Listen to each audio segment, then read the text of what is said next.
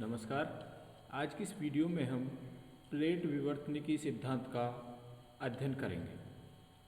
Plate विवर्तनिकी सिद्धांत भू आकृति विषयक अनेक समस्याओं के समाधान के रूप में 20वीं शताब्दी में 60 के दशक में सामने आया। इस सिद्धांत का सभी पृथ्वी विज्ञानों पर क्रांतिकारी प्रभाव पड़ा।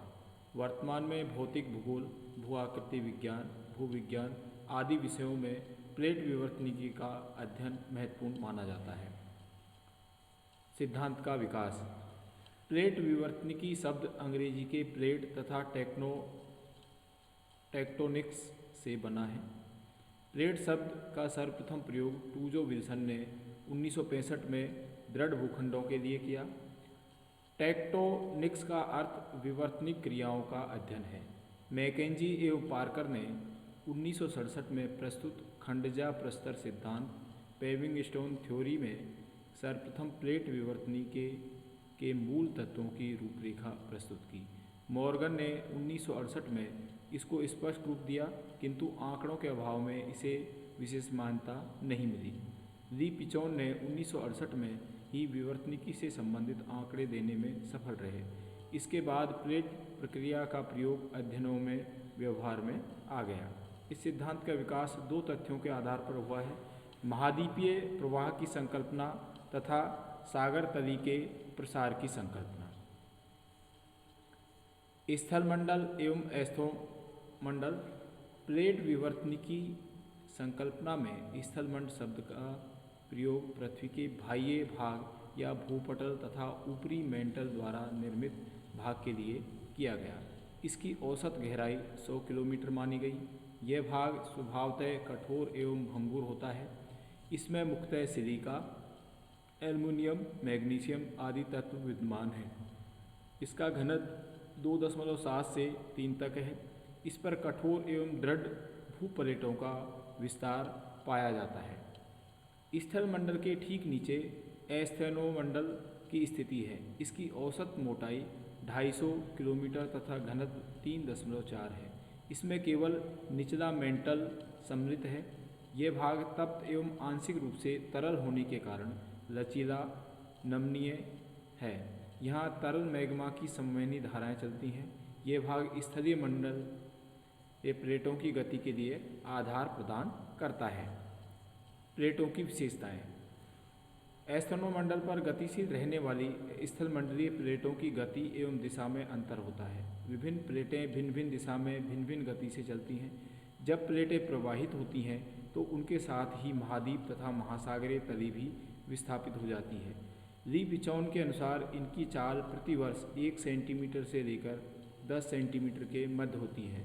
ध्रुव पर गति बिल्कुल नहीं रहती और भूमध्य रेखा पर अधिकतम होती है। प्लेटों की मोटाई 100 से लेकर 200 किलोमीटर तक भिन्न भिन्न होती है।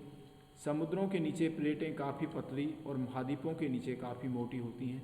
सभी प्लेटें दृढ़ एवं कठोर होती हैं।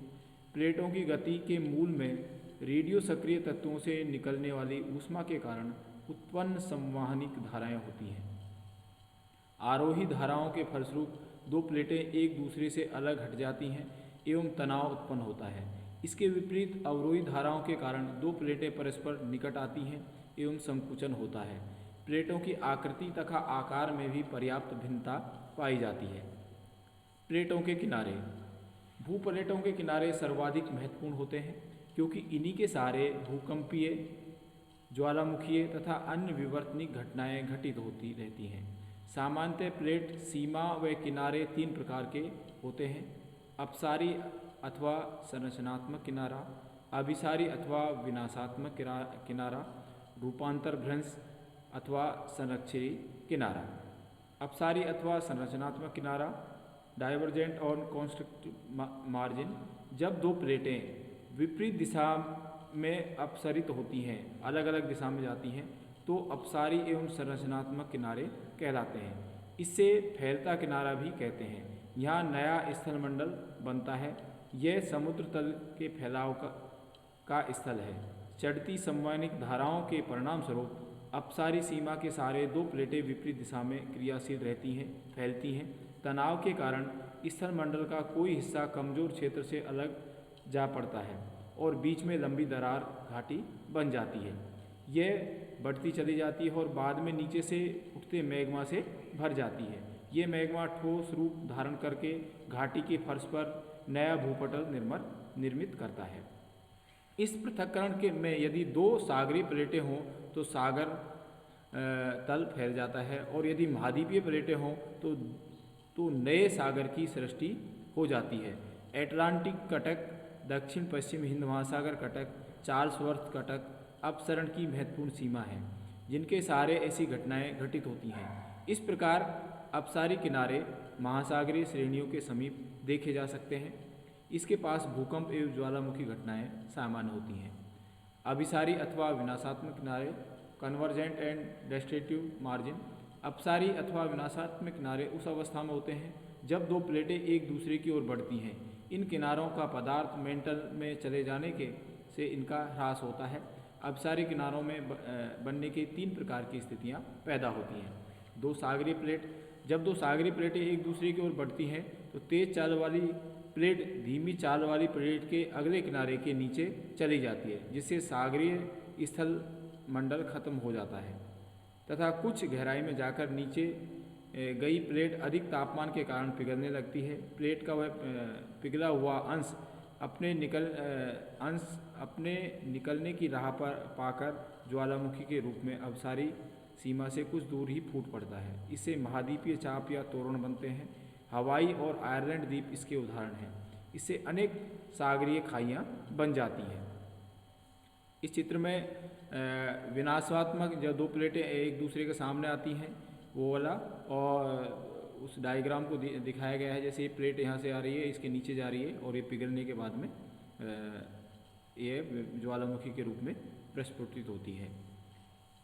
एक सागरीय और एक महाद्वीपीय प्लेट। इस स्थिति में अभिसारी प्लेटों के चलने में अधिक घनत्व वाला सागरीय प्लेट कम घनत्व वाला 2.7 स्थलीय प्लेट के नीचे चला जाता है और सागरीय खाइयाँ निर्मित करता है। तट के सहारे निक्षेपित अवसादों में वलन पड़ते हैं। कुछ गहराई में जाने के कारण सागरीय प्लेट अधिक तापमान के कारण पिघलने लगती है और मैग्मा के रूप में महाद्वीपीय प्लेट से भाग से निकलने का प्रयास करती है। इसके परिणाम स्वरूप सागरीय खाई में 200-250 किलोमीटर दूर ज्वालामुखी पर्वत बन जाते हैं। रॉकीज एवं एंडीज श्रेणियाँ इसके उदाहरण हैं, इसी प्रकार से बनी हुई हैं। जब दो महाद्वीपीय प्लेट बढ़ते हुए एक दूसरे से मिलते हैं तो दोनों प्लेटों के किनारे पर दबाव पड़ता है, जिसके परिणाम स्वरूप अधिक सघन पदार्थ से निर्मित प्लेट का कुछ अंश कम घनत्व की प्लेट के नीचे मेंटल में चला जाता है और कुछ अंश अभिसरण क्षेत्र के सिरे पर मुड़कर पर्वत के रूप में वलित हो जाता है। नीचे गया पदार्थ पिघलने लगता है और मैग्मा का रूप ले लेता है, जो बाहर निकलने का मार्ग मिलते ही पृथ्वी पर आ जाता है। हिमालय वलित पर्वतों का श्रेष्ठ उदाहरण है, जो कि भारतीय एवं एशियाटिक प्लेटों के मध्य संकुचन से उत्पन्न हुआ है। तो ये दो महाद्वीपीय प्लेटें, एक आपका एशियाटिक प्लेट और भारतीय प्लेट के भिचाव से, संपीड़न से तेठी सागर में जो मलबा जमा हो उसके द्वारा ये निर्मित हुआ है। नंबर 3 है रूपांतर अथवा संरक्षित किनारा, रूपांतर भ्रंश। इसमें दो प्लेटें न तो एक दूसरे की ओर बढ़ते हैं और न ही एक दूसरे से अलग हटते हैं, बल्कि क्षैतिज रूप में एक दूसरे के पास से फिसलते हुए गुजर जाते हैं। वहाँ रूपांतर भ्रंश का निर्माण होता है। इस किनारे पर न तो नए पदार्थ का निर्माण होता है और न ही विनाश होता है। कैलिफोर्निया में सान एंड्रियाज भ्रंश प्रणाली ऐसे ही किनारों का सर्वाधिक सक्रिय उदाहरण है। भूकंपों का होना किंतु ज्वालामुखी न के बराबर होना इन किनारों की विशेषताएं हैं। मुख्य प्लेटों का वितरण। स्थलमंडलीय प्लेटों की संख्या के बारे में विद्वानों के अलग अलग मत हैं। डिटीज और होल्डर ने प्लेटों की संख्या 10 बताई है। WG मॉर्गन के मतानुसार प्लेटों की संख्या 20 है। प्लेटों की अधिक मान्य संख्या ली पिचोन ने बताई। उनके अनुसार संपूर्ण भूपृष्ठ 6 मुख्य तथा अनेक गौण प्लेटों में विभक्त है। नंबर 1 प्रशांत प्लेट, पैसिफिक प्लेट। पूर्ण सागरीय स्थलमंडल वाली ये प्लेट प्रशांत महासागरीय घाटी को घेरे हुए है। इसकी गति उत्तर पश्चिम दिशा की ओर है। इसके पूर्व और दक्षिण छोर अधिकांशतः फैलती सीमा के हैं। ये प्लेट कई सीमा खंडों और तिहरे संगमों को घेरे हुए है। अत्यधिक सक्रिय रूपांतर भ्रंश सान एंड्रियाज इसके नीचे तथा प्लेट सीमा के कैलिफोर्नियाई भाग के नीचे पाया जाता है। नंबर 2 अमेरिकी प्लेट। ये प्लेट अधिकांशतः दक्षिण और उत्तरी अमेरिका के महाद्वीपीय स्थलमंडल तथा 10 सीमाओं के संगम के साथ साथ मध्य अटलांटिक कटक के पश्चिम में समस्त सागरीय स्थलमंडल अटलांटिक पर छाए हुए हैं। ये पूर्व से पश्चिम की ओर बढ़ती है, जिसका परिणाम पश्चिम भाग पर अधिक पड़ता है। कुछ वैज्ञानिकों का मानना है कि उत्तर और दक्षिण अमेरिकी प्लेट अलग अलग हैं और उनकी सीमा लगभग 15 डिग्री उत्तरी अक्षांश है। तो इसके बारे में अलग अलग मत हैं कि उत्तरी अमेरिका और दक्षिण महाद्वीपीय स्थिति है वो अलग अलग प्लेटें भी हो सकती हैं और एक प्लेट भी हो सकती है। नंबर 3 है यूरेशियाई प्लेट। यूरेशियाई प्लेट अधिकांश महाद्वीपीय स्थलमंडल के रूप में जानी जाती है। ये पूर्व और उत्तर की ओर सागरीय स्थलमंडल से घिरी हुई है। पर्शियन प्लेट और चीन प्लेट इसकी उप प्लेटें हैं। इसमें सीमा खंडों और तिहरे संगमों की संख्या 7 है। इसकी गति की दिशा पश्चिम से पूर्व की ओर है। अफ्रीकी प्लेट ये संपूर्ण अफ्रीका महाद्वीप और सागरीय स्थलमंडल को घेरे हुए है, जिसके अंतर्गत मध्य अटलांटिक कटक, चार्ल्स वर्ष कटक के भाग सम्मिलित हैं। इसके 5 सीमा खंड तथा तिहरे संगम हैं। इसके उप प्लेट के रूप में सोमालियन प्लेट है। अफ्रीकी प्लेट की गति की दिशा दक्षिण पश्चिम से पूर्व की ओर है। हिंद ऑस्ट्रेलियाई प्लेट यह अधिकांश सागरीय स्थलमंडल के भाग को संपूर्ण ऑस्ट्रेलिया व अधिकांश भारतीय उपमहाद्वीप स्थलमंडल भी सम्मिलित है, घेरे हुए हैं। इसके दक्षिण भाग में दक्षिण ध्रुवीय प्लेट और पूर्व से पश्चिम तक विस्तृत है। इसके भी 5 सीमा खंड व तिहरे संगम हैं। इसकी गति की दिशा दक्षिण पश्चिम से उत्तर पूर्व की ओर है। नंबर 6 दक्षिण ध्रुवीय एंटार्कटिक प्लेट। ये समस्त दक्षिण ध्रुव महाद्वीपीय स्थलमंडल एंटार्क्टिका को घेरे हुए है, सागरीय स्थलमंडल को घेरे हुए है। इसके 5 सीमा खंड और तिहरे संगम हैं। उपयुक्त 6 प्लेटों के अतिरिक्त अन्य उप प्लेटें इस प्रकार हैं: नाजका plate, Cocos plate, Caribbean plate, Scotia plate, Philippines plate, Iranian plate, Arabian plate और हेलेनिक प्लेट। तो इसके अलावा ये अन्य प्लेटें भी हैं जो मुख्य के अलावा सब प्लेटें कही जाती हैं। प्लेट विवर्तनिकी के प्रमाण। महाद्वीपीय विस्थापन तथा प्लेट विवर्तनिकी के पक्ष में प्रमाण जुटाने हेतु पूर्ववर्ती विद्वानों ने अध्ययन एवं शोध जारी रखा। परिणाम स्वरूप निम्न साक्ष्य प्रस्तुत किए। पुराचुंबकत्व। पृथ्वी एक विशाल क्षण चुंबक की भांति व्यवहार करती है। यह चुंबक पृथ्वी के आंतरिक भाग में उत्पन्न होता है। भूक्षण चुंबक के दोनों ध्रुव पृथ्वी के भौगोलिक ध्रुव एवं परिभ्रमण कक्ष से विशेष रूप से सामंजस्य रखते हुए उनसे प्रायः सीध में रहते हैं, किंतु भौगोलिक ध्रुवों को जोड़ने वाली उत्तर दक्षिण रेखा एवं चुंबकीय उत्तर दक्षिण रेखाओं में सामान्यतः भिन्नता बनी रहती है। काल्पनिक चुंबकीय अक्ष के सिरे पृथ्वी के धरातल को जिन 2 बिंदुओं पर प्रतिच्छेदित करते हैं वो बहुचुंबकीय ध्रुव कहलाते हैं।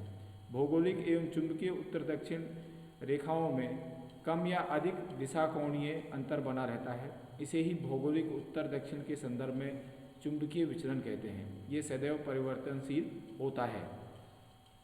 लोहयुक्त गर्म तरल लावा के ठंडा होने पर नवीन आग्नेय चट्टानों का निर्माण होता है। इन नवीन चट्टानों में लोह कणों के ठंडा होते समय ही उसमें चुंबकीय गुण होता है, जिसे NRM नेचुरल रूट मैग्नेटिज्म भी कहते हैं। यह उस समय की महाद्वीपीय स्थिति है चुंबकीय दिशानुरूप स्थिति के अनुसार अपनी स्थिति निर्धारित करेगा, जबकि इससे पहले की चट्टानें की चुंबकीय उत्तर दक्षिण दिशा महाद्वीपीय प्रवाह के कारण बाद की चट्टानों से भिन्नता रखेंगी। ये बदली हुई दिशा वाली चट्टानें कालांतर में पुराचुंबकीय चट्टानें कहलाएंगी। इनकी दिशा भी प्लेटों में निरंतर विस्थापन की दिशा के अनुसार बदलती जाती है, क्योंकि एक बार जब कोई चट्टान ठोस बन जाती है फिर उसके लोह कणों में विकसित चुंबक की दिशा में कोई परिवर्तन नहीं आ सकता। अतः इसे समय के स्थायी आलेख भी कहते हैं।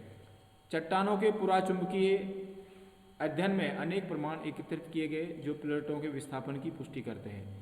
ब्रैकेट ने ब्रिटिश द्वीपों पर ट्रियासिक बालू का पत्थर के अध्ययन के आधार पर 200 मिलियन वर्ष पूर्व की ध्रुवों की स्थिति का निर्धारण किया। इसे निष्कर्ष निकलता है कि चुंबकीय ध्रुवों का परिभ्रमण प्लेटों के विस्थापन के कारण हुआ है। मध्य महासागरीय कटकों के दोनों ओर NRM की पट्टियां सामान्यतः रूप से पाई जाती हैं। महासागरीय नित्यताओं का विस्तार। 1960 के पश्चात हेज, डीज, मेसन, मैथ्यूज आदि विद्वानों ने प्रतिपादित किया कि मध्य महासागरीय कटके अधे स्तर से उठने वाली सम्मानिक धाराओं के ऊपर स्थित हैं। इन कटकों के सहारे ऊपर उठती हुई संवहनिक धाराओं के कारण लावा का निष्कासन होता है। वे नए पदार्थों का जमाव कटकों के दोनों ओर होने के से सागरीय नितल का प्रसार होता है। मध्य महासागरीय कटक की लंबाई लगभग 65,000 किलोमीटर व चौड़ाई 50 से 1500 किलोमीटर है। तीनों बड़े महासागरों में फैली इस कटक ने संपूर्ण पृथ्वी को माला की भांति समेटे रखा हुआ है। दोहरे शिखर वाली इस कटक पर भ्रंश घाटियाँ पाई जाती हैं। डेज हीज अन्य विद्वानों ने अधे स्तर में चलने वाली संवहनिक धाराओं को भूप्लेट स्तर पर न मानकर उनसे संबंधित भूमंडल के विभिन्न भागों के प्रमाण एकत्रित करते हुए उन्हें उपखंडों कोशिकाओं के आधार पर गतिशील माना। महाद्वीपों की चट्टानें समुद्र की तली में काफ़ी अधिक पुरानी हैं। इस प्रकार महासागरीय नितलों का विस्तार भी प्लेट विवर्तन की गतियों से सक्रिय होने का एक प्रमाण है। समुद्र तली पर सामान्यतः 9.4 डिग्री सेंटीग्रेड से लेकर 300 मीटर होता है, किंतु समुद्री श्रेणियों के निकट यह अपेक्षाकृत अधिक हो जाता है। भूकंपीय ज्वालामुखी गतियाँ मुख्यतः प्लेटों के सीमांत क्षेत्रों में सीमित रहना सिद्धांत को बल देती हैं। इस सिद्धांत की कुछ आलोचना भी हुई है। प्लेट विवर्तनिक सिद्धांत के माध्यम से अनेक भूवैज्ञानिक घटनाओं तथा भूआकृतिक समस्याओं पर प्रकाश पड़ता है, फिर भी कुछ अनुत्तरित प्रश्नों के कारण इसे पूर्णतः स्वीकार नहीं किया जाता है। इसकी कुछ आपत्तियां हैं। प्लेटों के प्रवाह के लिए उत्तरदायी बलों महाद्वीपों के विस्थापन के लिए अपर्याप्त लगता है। दो अपसारी सीमा से अधिक बताई है, जो मौलिकता मान्यता से अलग है। अनेक पर्वतों के निर्माण की व्याख्या इस सिद्धांत से नहीं हो पाती, जैसे ऑस्ट्रेलिया, ब्राज़ील, दक्षिण अफ्रीका के पूर्व में स्थित श्रेणियाँ। प्लेटों के आंतरिक भागों में भूकंपीय ज्वालामुखी क्रिया क्यों होती है? कोयना, हवाई, लाटूर आदि इसके उदाहरण हैं। महासागरों के मुख्य कटक के अतिरिक्त अन्य कटकें क्यों पाई जाती हैं, जैसे बरबुडा रिज, रायो ग्रांडे रिज आदि। तो ये आपका प्लेट विवर्तन के सिद्धांत था, जिसमें हमारी पृथ्वी किन प्लेटों से बनी हुई है। इसमें डायग्राम में भी आप देख सकते हैं, यूरेशिया प्लेट, अफ्रीका प्लेट, हेरोनिक अरब प्लेट, ईरानी प्लेट, फिलीपाइंस प्लेट, प्रशांत प्लेट, अमेरिकी प्लेट। आपके इसको दो भागों में बांटा गया है, Nazca plate, Cocos plate, Antarctic plate, स्क्वेशिया प्लेट। तो हमारी जो पृथ्वी है अनेक भूखंडों से बनी हुई है, जिनको हम प्लेट का नाम देते हैं, और इनकी जो गति है विभिन्न दिशा डायरेक्शन में होती है, और इस डायरेक्शन के कारण ही चाहे ज्वालामुखी और भूकंप, जब इसमें गति होती है तो भूकंप और ज्वालामुखी जैसी प्राकृतिक घटनाएं होती हैं। तो आज की इस वीडियो में हमने आपके विवर्तनिक प्लेटों का अध्ययन किया। इस वीडियो में इतना ही। That's all. Thank you.